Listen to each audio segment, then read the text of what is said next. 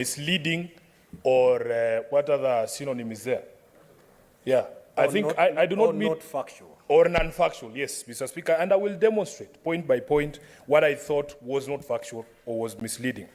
Mr. Speaker, my expectation with these speeches, ever since I became acquainted with the Constitution, is that you must address yourself to the steps taken, very specific, steps taken and progress achieved in realizing the values under Article 10. And I was specifically looking out for the address to address 3 values set out under Article 10. The first one, Mr. Speaker, is national unity and inclusiveness, which I will take together.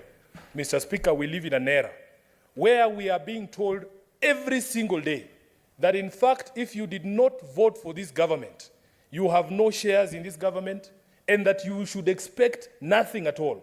What I expected the head of state to do is to tell us that ever since those pronouncements have been made, I have taken certain steps to rein in members of my administration who might not understand what Article 10 speaks about when it speaks of inclusivity and national unity, and that we give an undertaking, or he gives an undertaking, that we will not hear about that issue of shareholding anymore.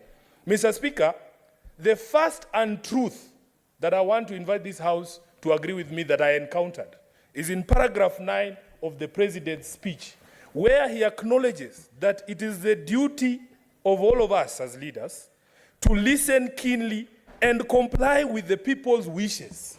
Now, that is where I took my first shot, Mr. Speaker, because I know for a fact that Kenyans have spoken over many, many policies that this administration has put in place, including the taxation measures that have been imposed through the Finance Bill of 2023.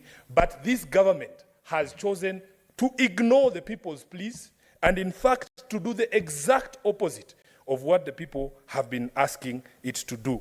Mr. Speaker, the other value that I wanted him to speak to is the question of the steps taken by his government and the progress that has been achieved in strengthening democracy. Now, here I went for a double shot, Mr. Speaker, and I will explain why. The first reason, Mr. Speaker, and Honorable Khalwale has spoken very eloquently about what their generation did in order for them to achieve the freedoms that we enjoy during this time, Mr. Speaker, including the freedom of speech. And I suspect, Khalwale, even the freedom of demonstration and the right to picket. I saw myself, leaders of the church, being bludgeoned here. As a child, I saw those pictures of Reverend Joya in the streets here being bludgeoned by police officers just because he was exercising his right to protest.